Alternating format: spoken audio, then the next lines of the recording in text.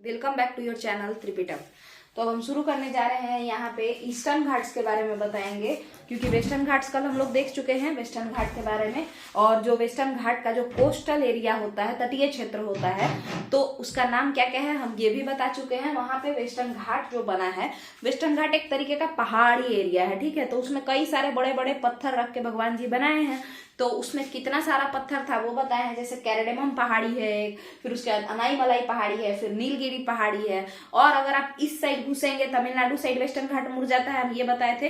Tamil Nadu side भी western घाट मुड़ जाता है ना, तो फिर वहां पे वरुशनाथ हिल्स के नाम से जाना जाता है। अगर आप ये नीलगिरी के भी ऊपर चले जाएंगे वेस्टर्न घाट में, तो बाबा बुदान हिल्स के नाम से जाना जाता है। और ऊपर जाएंगे तो कलसुबाई, ये सब, हालांकि वो सब पिक है, ठीक है। समझ में आया?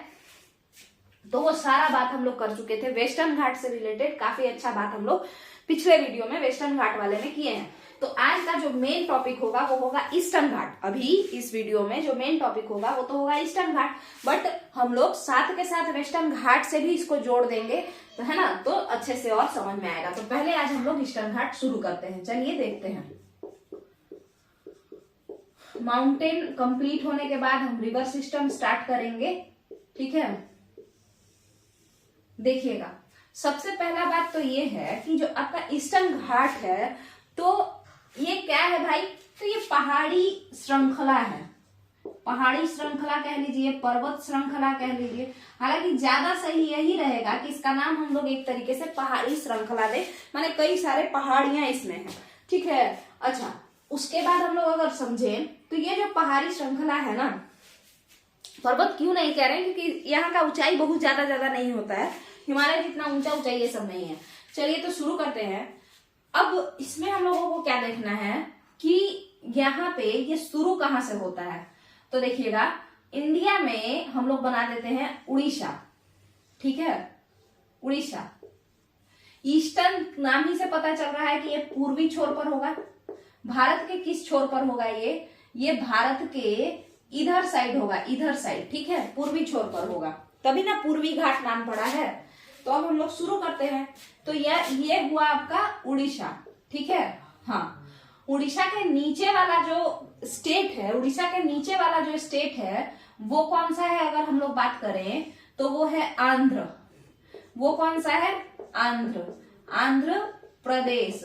तेलंगाना और उधर साइड में है, मतलब वो कोस्टल रीजन में नहीं है, वो इधर आंध्र से इतना कट के उधर गया है। आप लोग अगर मैप देखते होंगे तो आपको पता होगा। अब हम आंध्र प्रदेश के बाद अगर बात करें कि कौन सा एरिया है, तो है तमिलनाडु। तो ये तीन स्टेट जो है, हालांकि ऊपर पश्चिम बंगाल भी है। आपको पता होगा कि पूर्वी तटीय क्षेत्र से कितने स्टेट जो है बाउंड्री बनाते हैं, तो 4 स्टेट बनाते हैं। 4 कौन कौन? यहाँ पश्चिम बंगाल, फिर उड़ीसा, फिर आंध्र प्रदेश, फिर तमिलनाडु, है ना। कहते हैं ना कि समुद्री तट जो है, पूर्वी समुद्री तट, उससे कौन कौन स्टेट बाउंड्री बनाता है, तो हम लोग 4 बोलते हैं, ठीक है। अब मगर आपको पता ये भी होगा कि पश्चिम बंगाल जो है वो तो मैदानी इलाका है, वहां पे कोई घाट नहीं है, पूर्वी घाट वहां पे है ही नहीं। क्यों नहीं है? क्योंकि सुंदरवन डेल्टा यहाँ पे बना रहा है, कोई बना रही है नदियां, अगर तो गंगा और ब्रह्मपुत्रा नदी है यहाँ पे, तो मैदानी इलाका होगा ना। नदी जब वहां जाकर के और बंगाल की खाड़ी में गिर रही है, तो ये मैदानी इलाका ज्यादा है। तो यहाँ से शुरू होता है आपका वेस्टर्न घाट। अच्छा, ये इधर पे कर्नाटक में भी घुसता है, मान के चलिए हम यहाँ पे कर्नाटक इसको मान लेते हैं, और ये केरल में भी घुसता है, ठीक है। ये जो है केरल में भी घुसता है। ये फिगर उतना सही नहीं है जैसा, मतलब हम एक बात कह रहे हैं कि ऐसा होता है, ठीक है। आप लोग फिगर को देखिएगा। अच्छा, स्मार्ट बोर्ड तो है नहीं कि हम यहाँ पे वो दिखा दें क्रोम पे सर्च करके, ऐसा कुछ है ना। तो ये कर्नाटक में भी एंट्री लेता है, और साथ के साथ केरल वाले हिस्सा में भी यहाँ पे एंट्री लेता है। कौन लेता है? ये केएन से कर्नाटक है, केएल से केरल है, ठीक है। ईस्टर्न घाट शुरू करते हैं। देखिए, तो ईस्टर्न घाट की जो शुरुआत होती है उड़ीसा के नॉर्दर्न हिस्सा से ही हो जाता है, माने शुरुआती उड़ीसा से ही ईस्टर्न घाट स्टार्ट। उसके बाद ये घूमता है इधर आंध्र प्रदेश की तरफ, और इसका आदत क्या है, ये घसकते चलता है। किस तरफ? इस साइड, पश्चिम के साइड ये घसक के चल रहा है, ठीक है। तो ये आंध्र प्रदेश से फिर गया तमिलनाडु में, नॉर्दर्न तमिलनाडु। देखिए, उड़ीसा, नॉर्थ उड़ीसा, उसके बाद आंध्र प्रदेश पूरा क्रॉस किया है, और उसके बाद नॉर्दर्न तमिलनाडु, फिर south eastern Karnataka, south eastern माने दक्षिण पूर्वी कर्नाटक। पूर्वी किधर होता है तो देख लीजिए, ये होता है नॉर्थ, ये होता है साउथ, ये होता है ईस्ट, और ये होता है वेस्ट।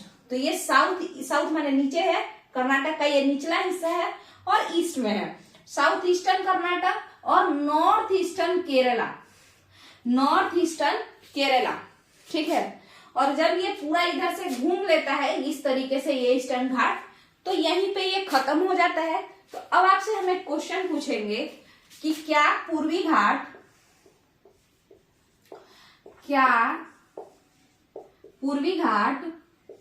कन्याकुमारी, या कह लीजिए कि साउदर्न तमिलनाडु, जो तमिलनाडु का दक्षिणी हिस्सा है, उधर जाता है, उधर है? बताइएगा। नहीं है। पूर्वी घाट घसक रहा है ना, उस समय से हम बोल रहे हैं कि इधर घसकता चला जाता है, और अल्टीमेटली ये जाकर के वेस्टर्न घाट यानी कि पश्चिमी घाट से टकरा जाता है। अल्टीमेटली जाकर के ये किससे टकरा जाता है? पश्चिमी घाट से। तो साउदर्न तमिलनाडु में पूर्वी घाट नहीं है, ठीक है। पहला बात ये क्लियर है, इसका जो भी इलाका है वो क्लियर है, क्लियर है। तो फिर हम लोग बात करेंगे कि आप अगर देखें तो पूर्वी घाट का जो सबसे ज्यादा रेंज है वो किस राज्य में है, तो वो आंध्र प्रदेश वाले इलाका में है, ठीक है। पूर्वी घाट जो सबसे ज्यादा क्षेत्र जो अपना कैरी किया, सबसे ज्यादा क्षेत्र जिस इलाके में पूर्वी घाट का है, तो वो आंध्र प्रदेश का रीजन है। और आंध्र प्रदेश के अराकू वैली,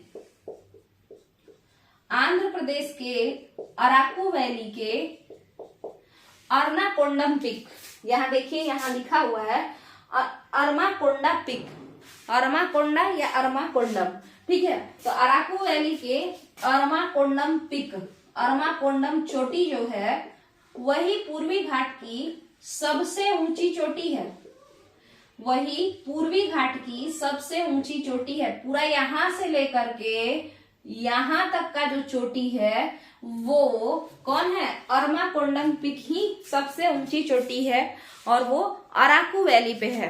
कई बार ऐसा होता है कुछ स्टेट एग्जाम्स में कि नाम अरमाकोंडम नहीं देके केवल और केवल अराकू वैली दे देता है, ठीक है। तो आप लोग किस पे टिक लगाएंगे?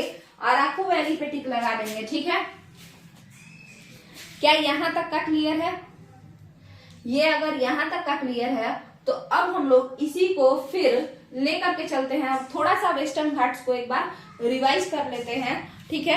मेरे हिसाब से राइटिंग में भी थोड़ा बहुत हम धीरे धीरे सुधार करने का कोशिश करें। वैसे तो मेरा कभी भी राइटिंग बनता ही नहीं है, मगर ठीक है, धीरे धीरे राइटिंग में और स्पेलिंग मिस्टेक्स, चाहे वो हिंदी का हो, हिंदी में ही ज्यादा मेरा स्पेलिंग मिस्टेक होता है, तो सब धीरे धीरे हम उसको सुधारने का कोशिश कर रहे हैं। अगर आप लोगों को कंटेंट पसंद आता हो तो चैनल को सब्सक्राइब कर लीजिए अभी, और थोड़ा सा शेयर कीजिए, क्योंकि व्यूज काफी कम जा रहा है, 6 महीना से भी ज्यादा हो गया, और लगभग 220 वीडियोस जो है चैनल पे डाले जा चुके हैं।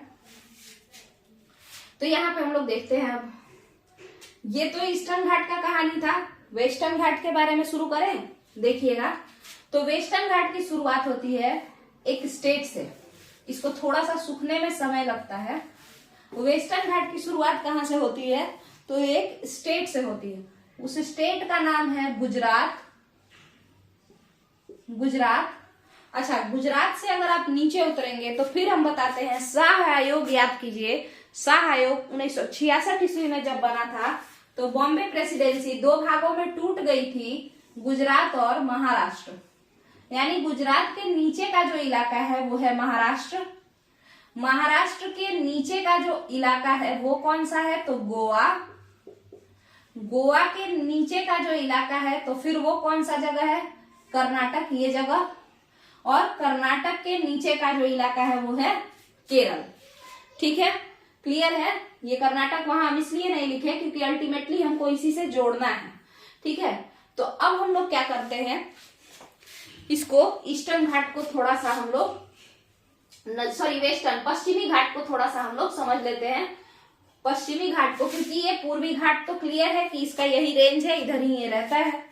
पश्चिमी घाट के लिए हम लोग देखते हैं, नीचे से अगर शुरू करें तो पहले केरल, फिर कर्नाटक, कर्नाटक के बाद हम लोगों के पास क्या है, गोवा, कर्नाटक के पास हम लोगों के पास, कर्नाटक के बाद यानी कर्नाटक के ऊपर क्या है, गोवा, गोवा के ऊपर क्या है, महाराष्ट्र, और महाराष्ट्र के ऊपर क्या है, गुजरात। ठीक है, चलिए अगर हम बात करें, अच्छा एक और क्वेश्चन, गुजरात या महाराष्ट्र का निर्माण कब हुआ है, 1966 को हुआ है ना, 1 मई 1966 ईस्वी को हुआ है शायद, देखते हैं आगे समझते हैं। तो ये जो आपका गुजरात है, क्या पश्चिमी घाट, पश्चिमी घाट जो गुजरात है, क्या पश्चिमी घाट गुजरात के एकदम नॉर्दर्न छोर से, यानी जहां से गुजरात शुरू होता है, जिस एरिया में राजस्थान खत्म होता है और गुजरात शुरू होता है, क्या वहीं से हम लोग पश्चिमी घाट देखना शुरू कर देते हैं? तो ऐसी बात नहीं है। पश्चिमी घाट की शुरुआत होती है गुजरात के निचले हिस्से से, यानी खंभात की खाड़ी वाले क्षेत्र से, और यहाँ से ये पश्चिमी घाट शुरू होता है और ये नीचे घसकते हुए महाराष्ट्र को क्रॉस करता है। देखिए ये पश्चिमी घाट गुजरात से शुरू होता है, नीचे घसकते हुए महाराष्ट्र को क्रॉस करता है, फिर कर्नाटक और केरल को क्रॉस करते हुए, कर्नाटक और केरल को क्रॉस करते हुए ये तमिलनाडु के साइड मुड़ जाता है,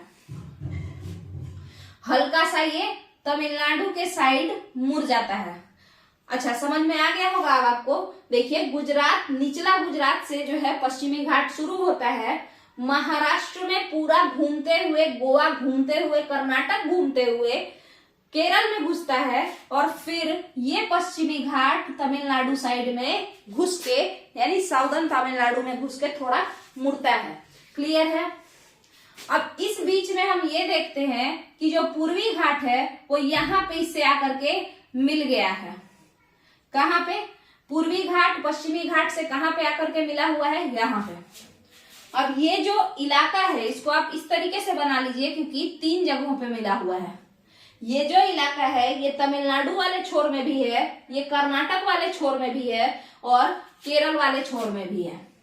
ये जो इलाका है, ये कितने इलाके, ये जो पूर्वी घाट और पश्चिमी घाट मिला है, आखिर ये जो पूर्वी घाट और पश्चिमी घाट मिला है ये कितने सारे स्टेट में है? ये जो यहाँ इसका जो मीटिंग पॉइंट है ये कितने स्टेट में है? तो ये ट्राई जंक्शन हुआ, क्योंकि ये 3 स्टेट में है। ये जो पॉइंट है meeting point of eastern Ghats and western Ghat जो है, पश्चिमी घाट और पूर्वी घाट का जो मिलन बिंदु है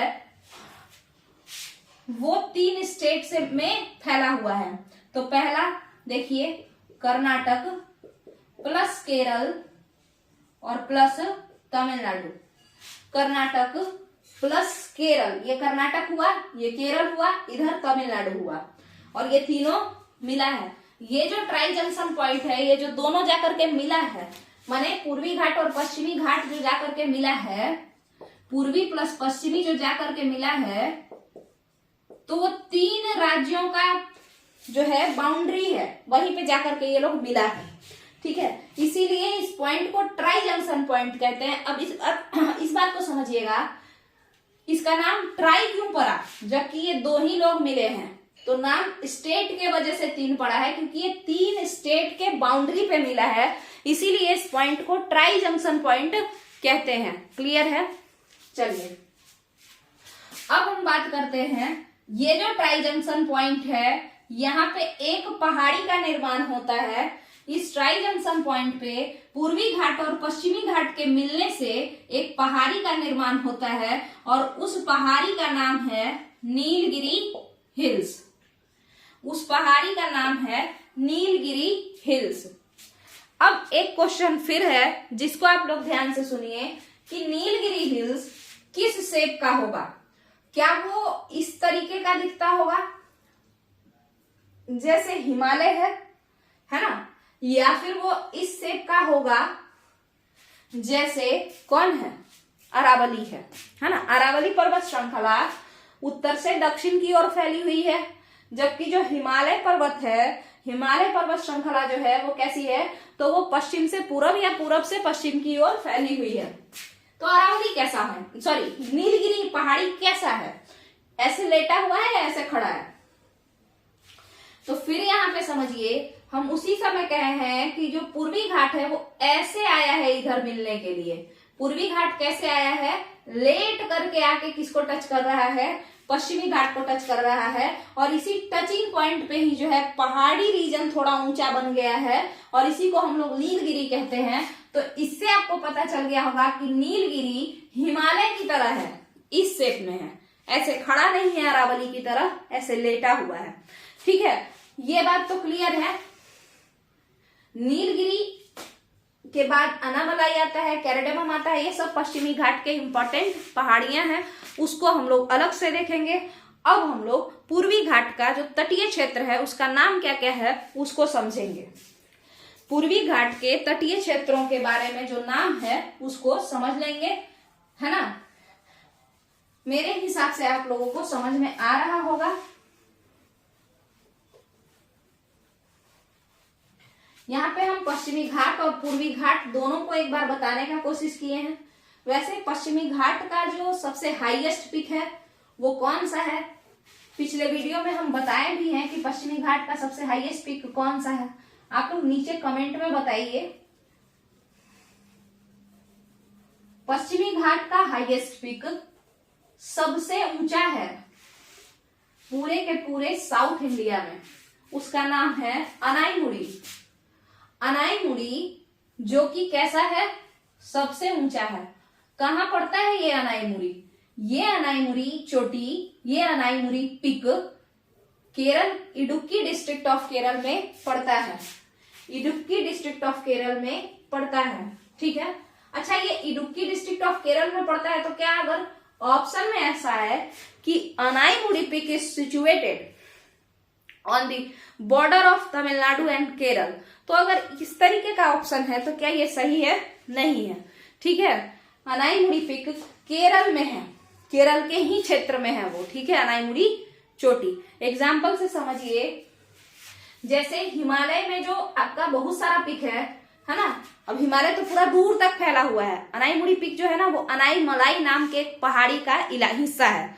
तो अनाईमलाई पहाड़ी जो है ना वो केरल और तमिलनाडु दोनों में है। जैसे हिमालय तो बहुत सारे देशों में है, मगर अगर कोई पूछेगा कि हिमालय की सबसे ऊंची चोटी माउंट एवरेस्ट किस देश में है, तो वो सारे देश में नहीं है, वो जो है आपके नेपाल में है केवल।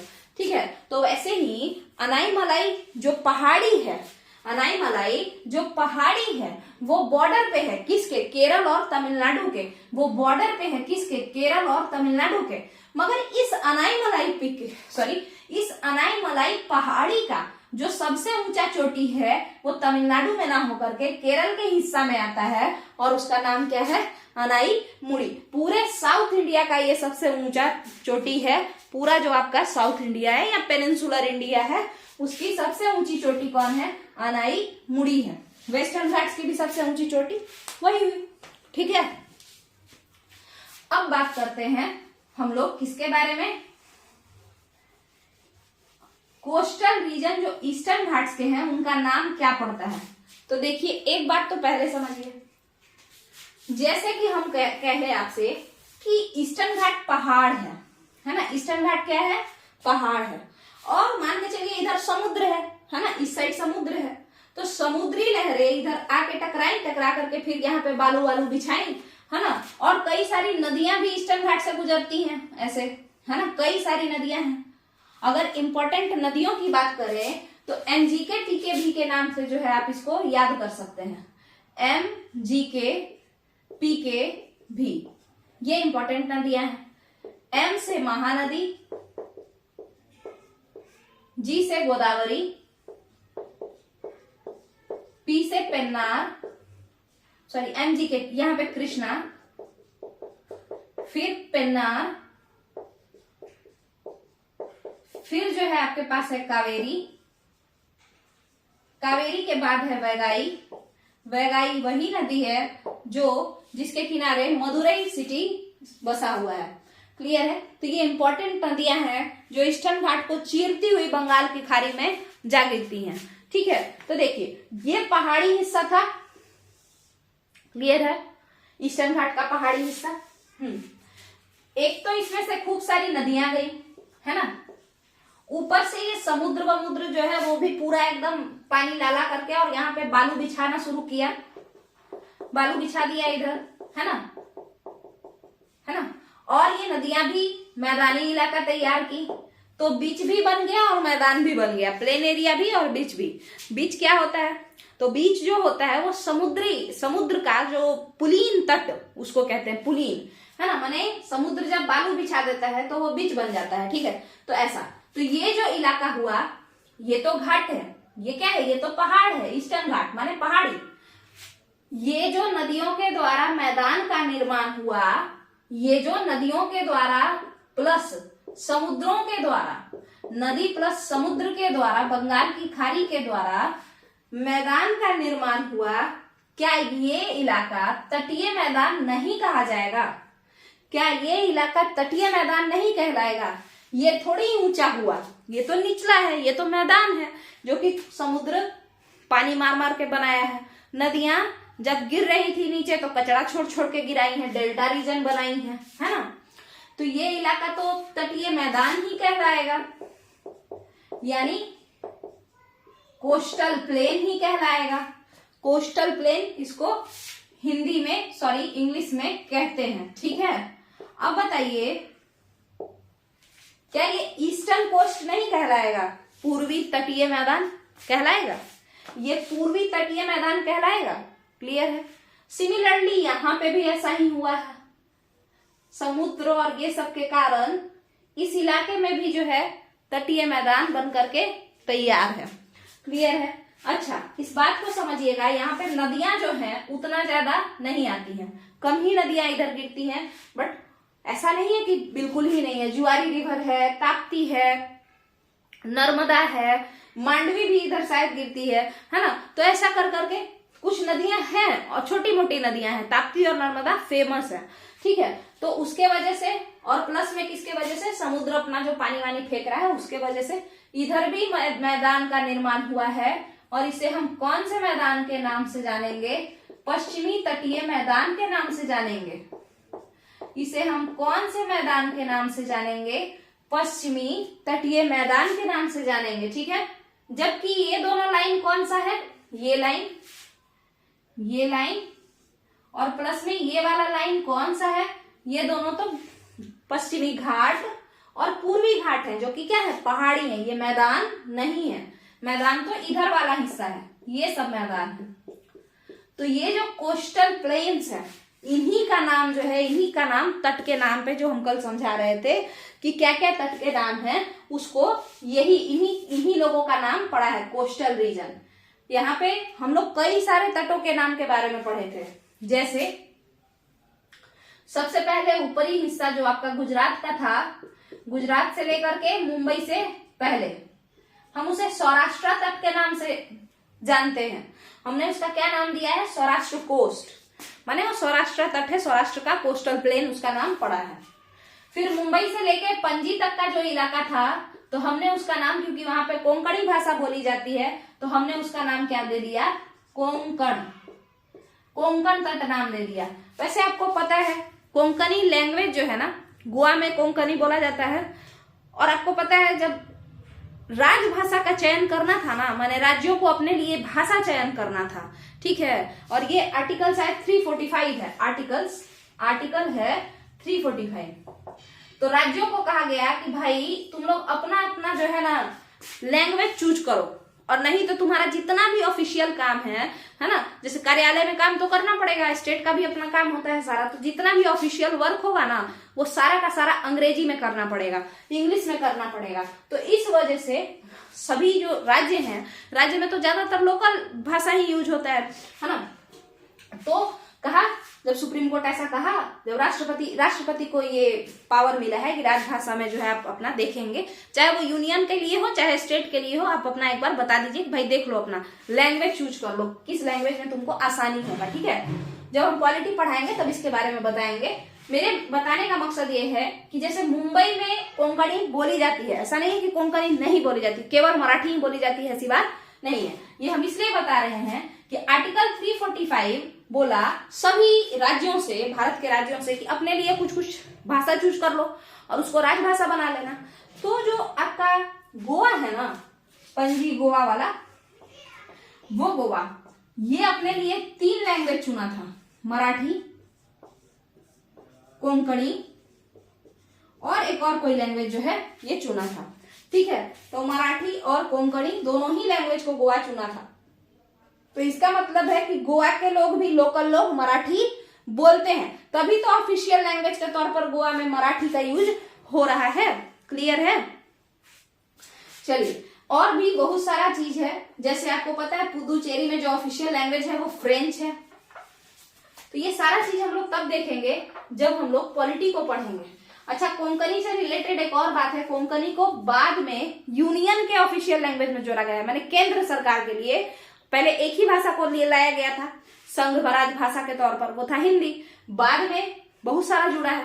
तो कोंकणी ये सब जो बाद में ना जुड़ा, तो कोंकणी कौन से संविधान संशोधन में जुड़ा है, ये पिछले वीडियो में हम लोग मतलब पूछे थे, है ना। तो ये जुड़ा है 71वां संविधान संशोधन, 71वां संविधान संशोधन। संविधान संशोधन का मतलब होता है कॉन्स्टिट्यूशनल अमेंडमेंट, माने कॉन्स्टिट्यूशन में हम कुछ चेंज कर दिए हैं। तो 71st कॉन्स्टिट्यूशनल अमेंडमेंट एक्ट जो कि आपका आया है 1992 में, और इसके तहत 3 चीज जोड़ा गया है कॉमन। एक तो कोंकणी, म से मणिपुरी, ने से नेपाली, मराठी मुंह से निकल रहा था अभी, तो को से कोंकणी, म से मणिपुरी, ने से नेपाली। तो ये एक तो हम ऐसे ही रिलेट करके बता दिए, और एक अच्छी बात ये भी है रिलेट करके पढ़ना भी चाहिए ताकि ध्यान में रहता है इससे, है ना। तो आप लोग कोशिश कीजिएगा सारा ही जो जीएस का पोर्शन होता है उसको थोड़ा बहुत रिलेट करने का, जितना ज्यादा इस पे ध्यान दिया जाएगा ना उतना ज्यादा हम लोग रिलेट कर पाते हैं। ठीक है, चलिए देखते हैं आगे। तो अब हम लोग जिसको देखने जा रहे हैं इधर, और फिर कोंकणी के बाद क्या था, कन्नड़ तक था, क्योंकि कर्नाटक में कन्नड़ भाषा बोली जाती है, और उसके बाद फिर मलयालम में, यहाँ पे मलयालम तट था, क्योंकि इधर जो केरल है वहां पे मालाबार तट था, क्योंकि यहाँ पे मलयालम भाषा बोली जाती है, मालाबार कोस्ट। मगर हम लोग को जिसके बारे में बात करना है वो है ईस्टर्न घाट, है ना। हम लोग को जिसके बारे में बात करना है कि कौन सा तट है, तो वो है ईस्टर्न घाट। ईस्टर्न घाट या ईस्टर्न प्लेन कहिए अब। तो ईस्टर्न प्लेन, पूर्वी तटीय मैदान का नाम क्या क्या पड़ा है, तो इसको शुरू करते हैं। अच्छा, एक बात बताइए, पूर्वी घाट की शुरुआत तो उड़ीसा से हुई है। पूर्वी घाट यानी पूर्व में पहाड़ी जो बना है वो तो उड़ीसा से बना है, मगर मैदान तो बंगाल से बनना शुरू हो गया ना। शुरू में ही बताएं कि पश्चिम बंगाल में मैदानी इलाका है ना। तो हम यहाँ पे अगर हम लोग ईस्टर्न प्लेन के बारे में पढ़ेंगे, अगर हम लोग ईस्टर्न प्लेन्स के बारे में पढ़ेंगे तो हम इसमें वेस्ट बंगाल का भी नाम लेंगे कि नहीं लेंगे, तो हम पश्चिम बंगाल का नाम ले लेते हैं, फिर हम उड़ीसा का तो नाम लेंगे ही, उसके बाद आंध्र प्रदेश है ही, उसके बाद जो है हम लोग किसका नाम लेंगे, तो वो है तमिलनाडु। ठीक है, अब बात करते हैं कि आपका जो यहाँ से उड़ीसा से महानदी गुजरती है, तो देखिए ये जो वेस्ट बंगाल है और ये उड़ीसा का जो महानदी नदी है ना, महानदी नदी है, इतने दूर का इलाका, इतने दूर के तटीय मैदान को उत्कल तट के नाम से जाना जाता है, उत्कल तट के नाम से जाना जाता है। ठीक है, southern part of Orissa and Andhra Pradesh, southern part of Orissa and Andhra Pradesh, यहां तक का जो इलाका है इसको उत्तरी सरकार या नॉर्दर्न सरकार के नाम से जाना जाता है। कहां का उड़ीसा से लेके, माने महानदी के नीचे से लेके आंध्र प्रदेश तक का जो रीजन है ये उत्तरी सरकार कहलाता है। इंग्लिश में इसको नॉर्दर्न सरकार कहते हैं। अच्छा, इस सरकार का स्पेलिंग SARKAR नहीं, CIRCAR होता है। ठीक है, इसके बाद जो तमिलनाडु का हिस्सा है इसके बारे में सभी लोग जानते हैं कि इस तट को क्या कहा जाता है, तो कोरोमंडल तट के नाम से जाना जाता है, कोरोमंडल तट के नाम से जाना जाता है। ठीक है, तो यह आपका जो है ईस्टर्न घाट्स के बाद जो प्लेन बनकर के तैयार हुआ उस ईस्टर्न प्लेन का नाम है। क्या क्या है? पश्चिम बंगाल से लेके महानदी तक का जो क्षेत्र है हम उसे उत्कल तट के नाम से जानते हैं। फिर महानदी के नीचे वाला उड़ीसा प्लस आंध्र प्रदेश मिला करके हम उत्तरी सरकार बोलते हैं। किसी किसी बुक में तमिलनाडु का नॉर्दर्न पोर्शन भी कहता है उत्तरी सरकार है, ठीक है। तो उसके बाद तमिलनाडु का जो ज्यादा हिस्सा है उसको कोरोमंडल तट कहते हैं। क्लियर है? क्या यहां तक का क्लियर है? अच्छा, इसी पे एक और क्वेश्चन। फिर बताइए कि पुदुचेरी, अगर पुदुचेरी के बारे में अगर बात किया जाए, जो कि तमिलनाडु वाले रीजन में जिसका ये है, तो अगर उसके पूछ दे कि भाई वो कौन से कोस्ट में आता है, कौन सा उसके कोस्टल प्लेन का नाम क्या पड़ेगा, तो तमिलनाडु वाले रीजन में है तो आप कोरोमंडल कोस्ट कह देंगे। और मान के चलिए कोरोमंडल कोस्ट ऑप्शन में नहीं है, उत्तरी सरकार दिया है, तो हम अभी तो बोले कि तमिलनाडु के कुछ रीजन को उत्तरी सरकार भी कह दिया जाता है, basically northern region of Tamil Nadu को, नॉर्दर्न पार्ट्स ऑफ तमिलनाडु को। ठीक है, क्लियर है? तो यहां तक का जब क्लियर है तो यहीं पे अब इस वीडियो को हम खत्म करेंगे। मेरे हिसाब से आपका eastern Ghats and western Ghats, उसके साथ साथ जो ईस्टर्न घाट और वेस्टर्न घाट के साथ साथ जो नदियों और समुद्रों के द्वारा जो तटीय मैदान बन करके तैयार हुआ इन दो पहाड़ियों के अगल बगल, तो उसका नाम क्या क्या दिया गया है ज्योग्राफर्स के द्वारा, वो भी अब क्लियर हो गया होगा मेरे हिसाब से। तो अगर आप लोगों को वीडियो पसंद आ रहा है तो लाइक कीजिए, और लाइक भी नहीं करते हैं, कमेंट भी नहीं करते, कमेंट कीजिए और शेयर भी कीजिए, और चैनल को सब्सक्राइब कर लीजिए अगर पसंद आ रहा है। तो इस चैनल पे इसी तरीके से जीएस पोर्शन को कंप्लीट कराया जाएगा, साइंस अप टू 10th तक का, और जो आपका एसएसटी है वो अच्छे से कंप्लीट कराया जाएगा, और इसके बाद मैथ्स अप टू 8 तक का हम करा सकते हैं। ठीक है, उसके बाद हम लोग आगे देखेंगे, अभी तो बहुत समय है, अभी तो यही कंप्लीट नहीं हो रहा है तब से, क्योंकि समय काफी कम रहता है, स्कूल में भी पढ़ाने जाना होता है और बाकी चीज भी करना होता है। ठीक है, तो यहीं पे अगर आप लोग को वीडियो पसंद आ रहा है तो प्लीज चैनल को सब्सक्राइब कीजिए और चैनल को थोड़ा सपोर्ट कीजिए। अगर अच्छा लग रहा है तो अपने ग्रुप में या फिर जो भी लोग हैं उनसे शेयर कीजिए। चलिए, थैंक यू।